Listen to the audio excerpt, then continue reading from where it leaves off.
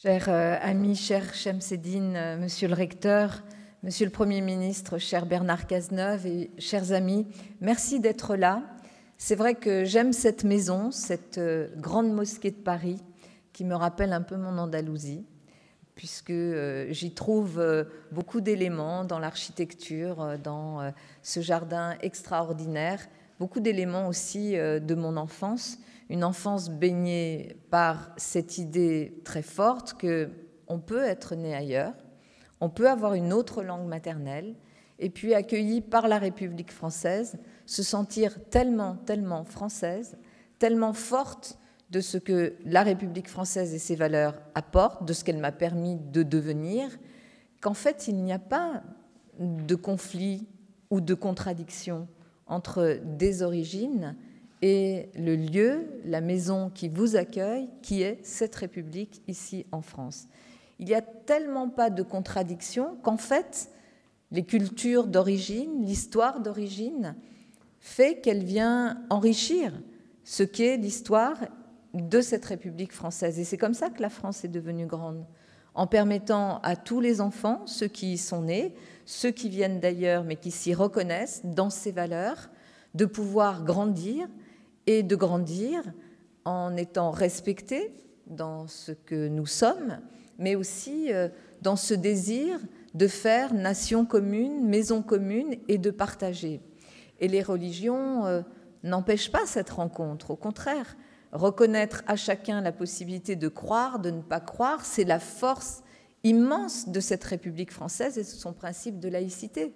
Et ce principe de laïcité n'est pas là pour contrarier, contredire ou empêcher une liberté. Au contraire, il est là pour permettre à chacun d'exercer sa liberté et aussi d'être ensemble dans le respect de cette liberté, de ses origines, sans qu'elle ne soit là pour hiérarchiser les origines et les Françaises et Français que nous sommes.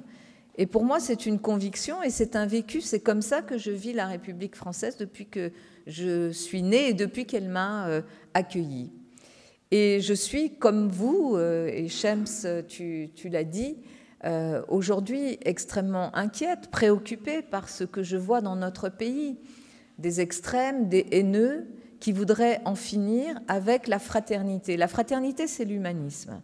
La fraternité, c'est reconnaître la différence de l'autre et ne pas être inquiété par la différence de l'autre, mais vouloir au contraire la comprendre et peut-être ajouter de cette différence à sa vision du monde. Et aujourd'hui, ces haineux, ces extrêmes voudraient mettre par terre ce principe, cette valeur de fraternité sans laquelle nous ne pourrions pas vivre ensemble. C'est ça qu'ils essayent de faire en prenant des boucs émissaires et les musulmans sont des boucs émissaires. En prenant des boucs émissaires et en essayant de créer les amalgames entre cet islamisme radical politique qui n'est pas l'exercice d'une religion, qui est l'exercice d'un projet politique haineux, lui aussi extrémiste, et qui voudrait combattre les valeurs de la République française et qui a pris aussi pour cible la République française. Et nous ne sommes pas dupes. La lucidité qui est la nôtre en tant que citoyens de ce pays, et moi en tant que responsable politique, c'est justement de ne pas être dupe, de mettre des mots sur les choses, de pouvoir différencier ce qui est du domaine de ce qui nous attaque, de ce que nous devons combattre et combattre ensemble, l'islamisme radical, mais aussi tous les discours de haine et les extrémismes, et notamment de extrémisme de droite, d'extrême droite ou même d'extrême gauche, et faire front commun pour maintenir ce qui nous est justement en partage, ces valeurs de la République qui nous permettent de vivre ensemble dans la fraternité, donc dans la paix. Donc dans la paix. Et c'est ce qui est aujourd'hui à l'œuvre. Lorsque l'on voit un certain nombre de candidats, je ne vais même pas citer leur nom, mais qui, à chaque mot, à chaque difficulté, qu'elle soit économique, sociale, climatique, internationale, disent la responsabilité, c'est l'immigration et derrière l'immigration, l'islam. Chaque fois que l'on entend cela, on voit bien qu'on essaye bien sûr de conditionner nos esprits vers une vision qui ne conduit pas à la concorde, qui conduit à l'affrontement. Un affrontement qui servirait ceux qui veulent imposer cette vision qui est une vision d'abord archaïque, complètement étriquée, d'une France d'ailleurs qui n'a jamais existé. Et ce que nous devons faire, nous les républicains, avec nos origines différentes, mais considérant qu'il n'y a pas de régime plus abouti que la République. Moi, très clairement, quand j'entends parfois des gens, y compris des jeunes générations, qui me disent « mais la République, qu'est-ce que c'est aujourd'hui ?» puisqu'elle ne nous permet pas d'avoir cette égalité. Et des jeunes gens, encore récemment, j'étais interviewée par un média de jeunes qui me disaient « mais ça ne veut plus rien dire chez les jeunes ». Je dis il faut revenir quand même à la connaissance et à la compréhension de à quoi a servi la République, à quoi elle sert, et si vous me dites que ça ne sert à rien, par quoi vous la remplacez? Par quoi vous la remplacez? Évidemment, en général, c'est un vide absolu quand on pose cette question. Et par quoi vous la remplacez qui permettrait de vivre en paix avec nos différences? En fait, il n'y a pas d'autre modèle que celui-là. Et dans l'histoire de notre pays, il n'y a pas d'autre modèle que celui-là. Alors après, la République, elle va être plus ou moins sociale, plus ou moins faire de l'égalité son objectif. C'est mon cas. Je considère que pour qu'elle vive, pour qu'elle soit solide, cette République, il faut qu'on s'attaque à la question des inégalités et que la promesse d'égalité républicaine devienne vraiment un enjeu majeur, déterminant, qui passe par l'école, qui passe par la façon dont nous vivons ensemble, dont nous ne créons pas de ghettos, dont nous pouvons non pas juxtaposer des communautés, mais vivre ensemble.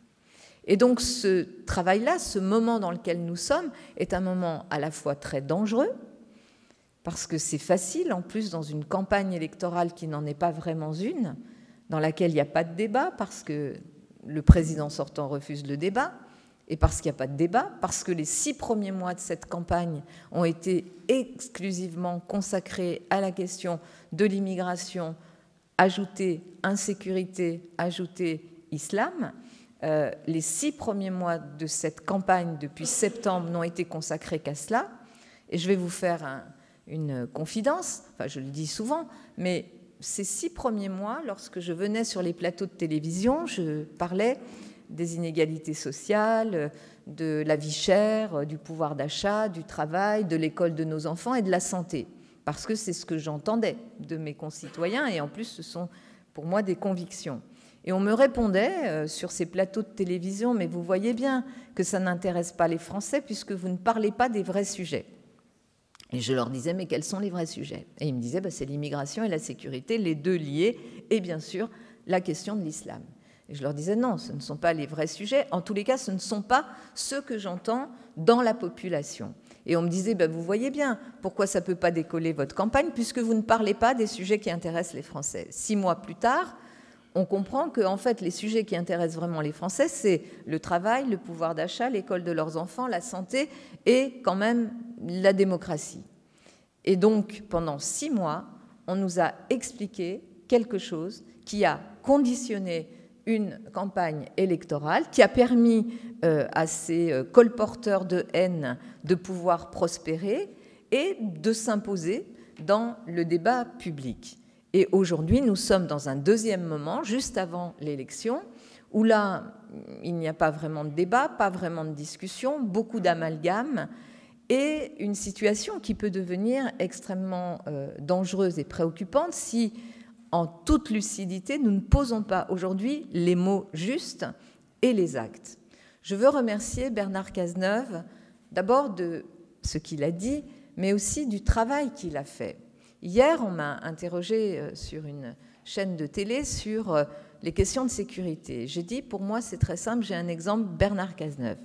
Bernard Cazeneuve, ancien ministre de l'Intérieur, ancien Premier ministre, est quelqu'un qui a posé les choses avec sérénité, avec calme, sans chercher justement la facilité de chercher des boucs émissaires, des responsables faciles, mais tout en nommant les choses là où il fallait les nommer.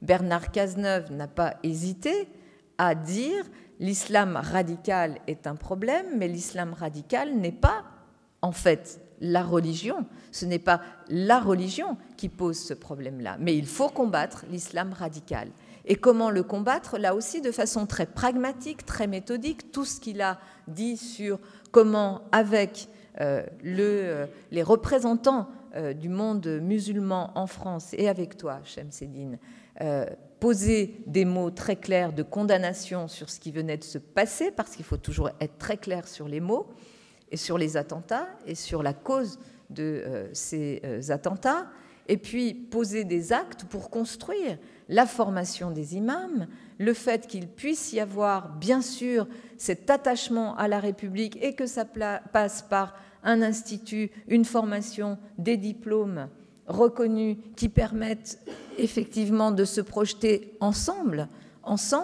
dans ce que sont nos valeurs républicaines et les faire vivre, non pas contre la foi, mais les faire vivre avec la foi parce qu'elles ne sont pas en opposition. Dès lors qu'on respecte les lois de la République, il n'y a aucune opposition, évidemment, du côté de la foi, quelle que soit la religion. Et donc ces actes-là et ces mots-là ont été posés, et je veux le remercier parce que dans des moments troubles, comme nous avons connu notamment avec les attentats de 2015 et de 2016, il était assez facile pour un pouvoir politique de chercher la facilité, de chercher à flatter une opinion publique dans un sens qui aurait fait basculer notre pays vers quoi?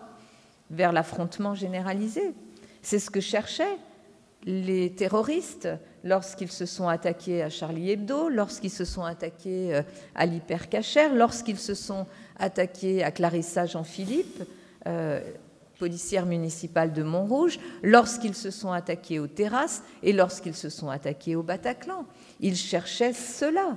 Ils cherchaient cela et ça n'a pas basculé parce que, heureusement, il y avait des hommes d'État, François Hollande et bien sûr Bernard Cazeneuve, qui ont fait front, qui ont fait bloc et qui ont proposé quoi? Le dialogue respectueux avec des solutions.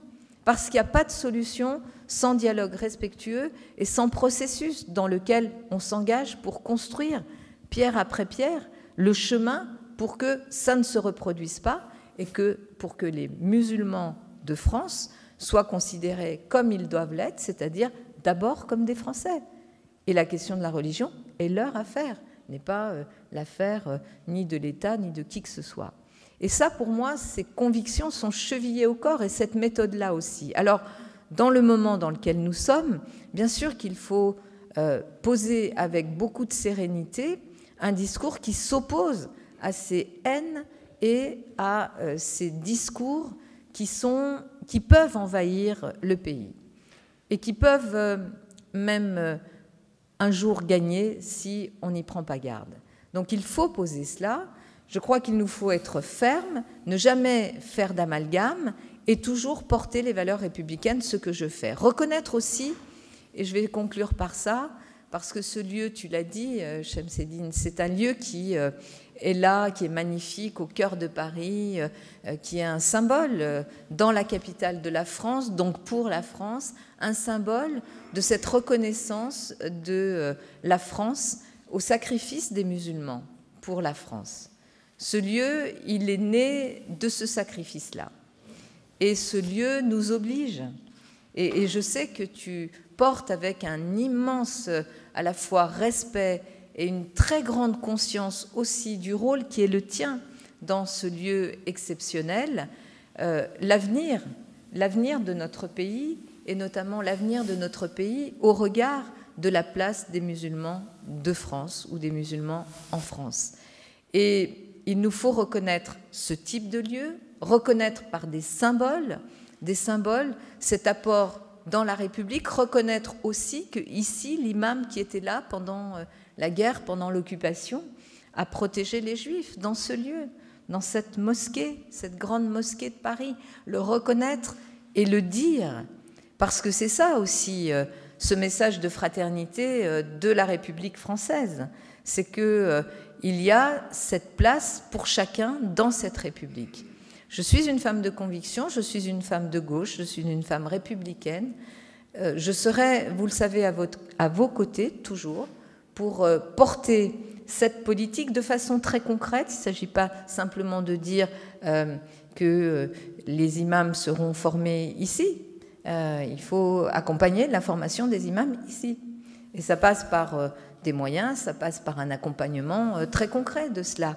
Il ne suffit pas de dire que la stigmatisation des musulmans n'est pas acceptable. Il faut condamner très fortement les actes de racisme dont font l'objet les musulmans, dont ont fait l'objet aussi ces inscriptions fanatiques horribles sur des mosquées partout en France. Le condamner par la justice, parce que moi je crois au droit, tu es un homme de droit, vous êtes des hommes de droit, je crois au droit pour faire respecter ces principes-là, pas simplement à la communication politique, pas simplement à la parole qui un jour est ici et le lendemain en même temps sera ailleurs. Donc c'est ce travail-là que nous devons aussi faire ensemble. Et sachez que ici, aujourd'hui, dans cette campagne, mais aussi en tant que maire de Paris et encore demain comme responsable politique engagé, je serai toujours là pour faire vivre cet idéal républicain dans lequel la question de la fraternité est une question essentielle qui ne peut pas être effacée de notre devise républicaine parce que certains auraient décidé d'en faire leur cheval de bataille pour d'autres intérêts, des intérêts qui en fait ne servent ni la France, ni la fraternité, ni cet humanisme que porte la France dans le monde. Je vous remercie.